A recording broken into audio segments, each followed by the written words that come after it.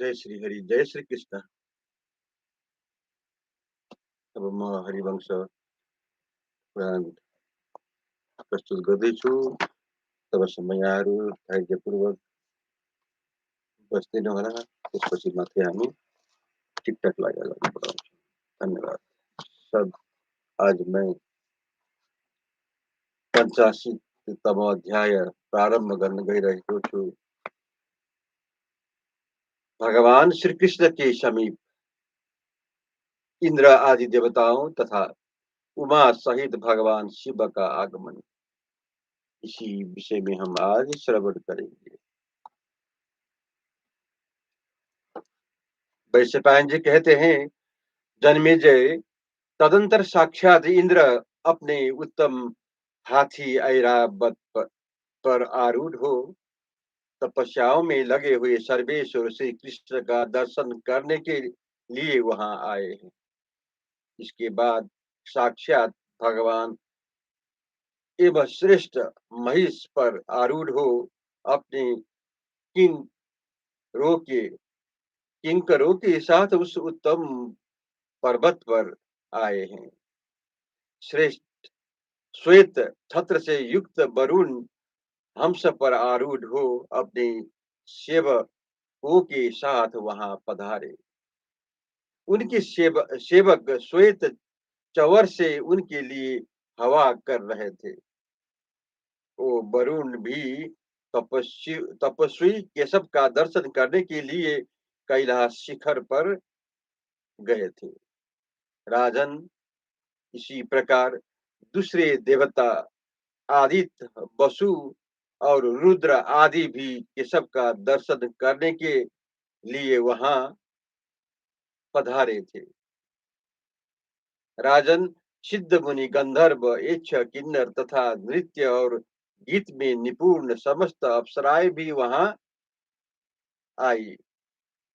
इस प्रकार सब देवता कैलाश पर्वत पर आए। पर्वत, नारद तथा अन्य श्रेष्ठ मुनि एवं समस्त देवता आर्य आर्य से चकित नेत्र होकर परस्पर कहने लगे, यह आश्चर्य की बात देखो। ऐसा न हो तो हुआ है और न होगा।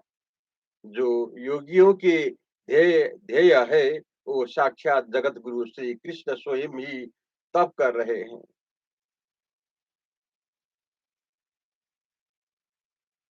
इस तपस्या का क्या उद्देश्य हो सकता है?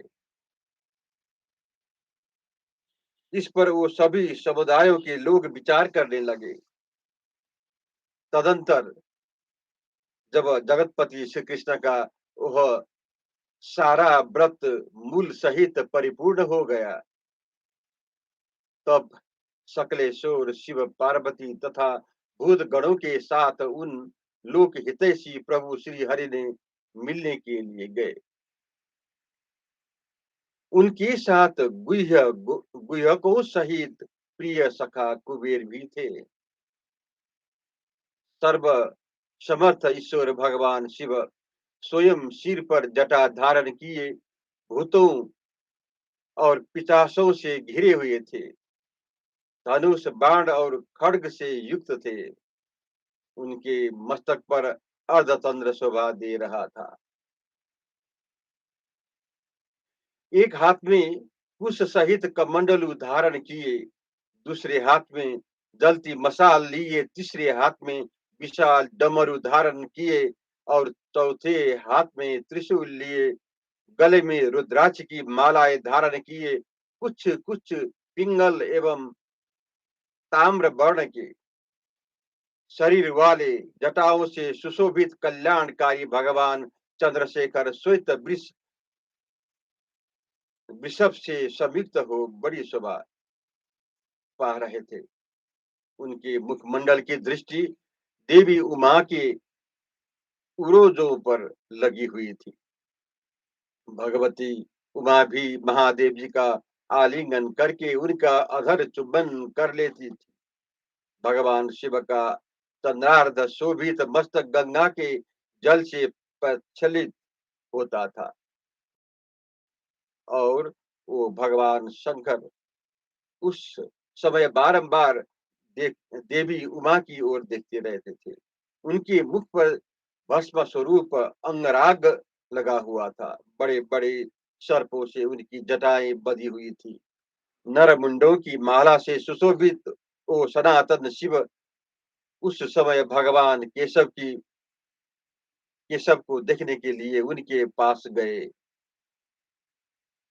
जिन्हें सांख्य दर्शी विद्वान श्रेष्ठ महान एवं पुरातन पुरुष कहते हैं, जिन महादेव जी के समस्त गुणों की एक श्रेणी का विद्वान 24 तत्व कहते हैं, जिन्हें एकमात्र पुरातन पुरुष कणाद नाम से प्रसिद्ध अजन्मा महेश्वर कहा गया है।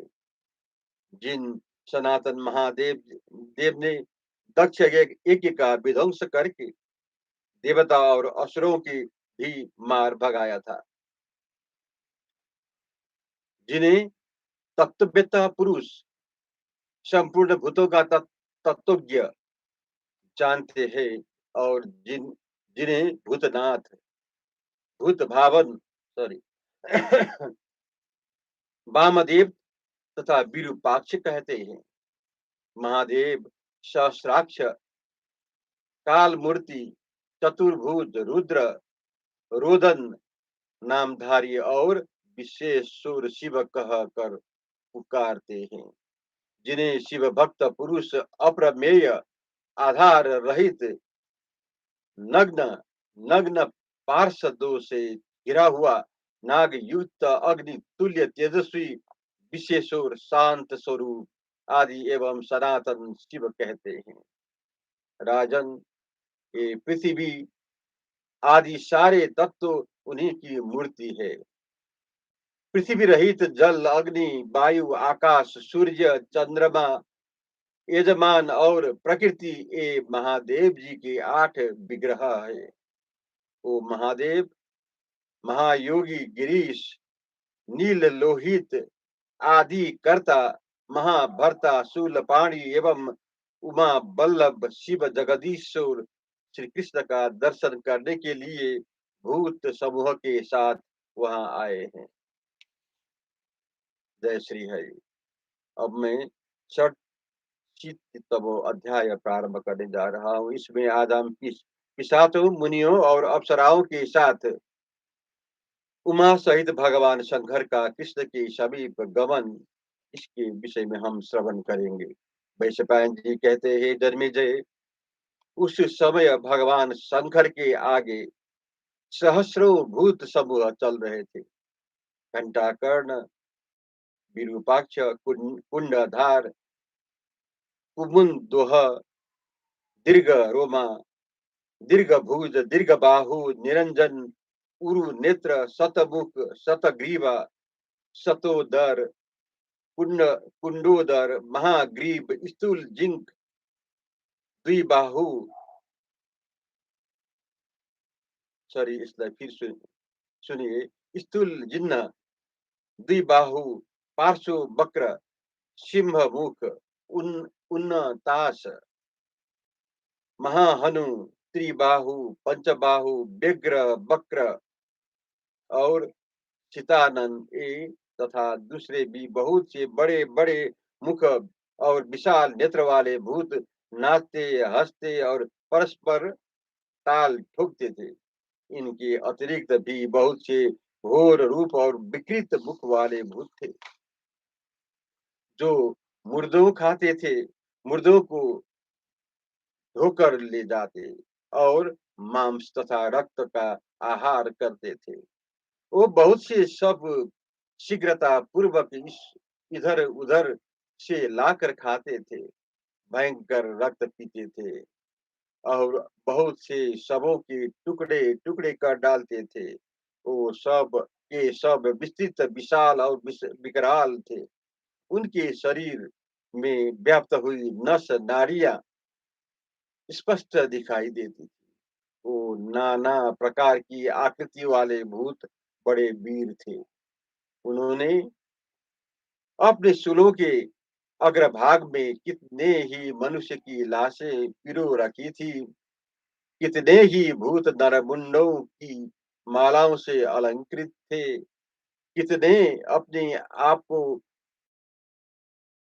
अंतराशों में बांध रखा था। कोई नगाड़े बजाते और कोई अट्टहास करते हुए पृथ्वी को प्रतिध्वनित करते थे। कपाली, भैरव, जटिल और मुंडी ए भांति भांति के विकृत मुख वाले 4 प्रकार के घोर पिशाच तथा अन्य सुनिवीर वहां परमेश्वर का ध्यान और अंगों सहित वेदों के विविध वाक्यों का पाठ करते थे। कोई कमंडलों में हाथ डाले हुए थे तो कोई कुश लेकर विचार करते थे। कितने ही वस्त्र की जगह कॉपी मात्र धारण करते थे और कितनों ने सूती वस्त्रों से अपने अंग को ढका रखा था। जय श्री कृष्ण, जय श्री हरि।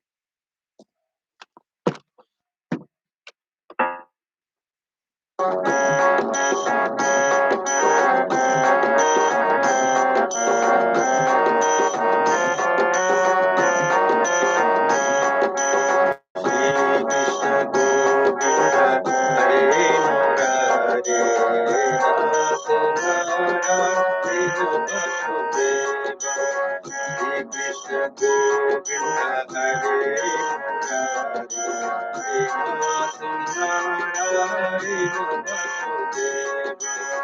श्री हरि शरणं प्रभु हरि शरणं। श्री हरि शरणं श्री हरि शरणं प्रभु हरि शरणं। श्री हरि